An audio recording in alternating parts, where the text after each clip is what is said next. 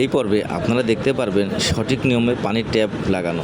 আমরা অনেক সময় পানির ট্যাপ লাগাতে গিয়ে অনেক সমস্যার সম্মুখীন হই। ভিডিওটি দেখার অনেক অনুসরণ করে আপনারা খুব সহজেই এই নিয়মে ট্যাপ ব্যবহার করলে আপনার পানি পড়বে না। প্রতিনিয়ত আমাদের চ্যানেলের ভিডিও পেতে আমাদের চ্যানেলটি সাবস্ক্রাইব করে আমাদের পাশে থাকুন এবং ভিডিওটি দেখার নিয়ম অনুসরণ করে আপনারা এটা শিখে রাখুন।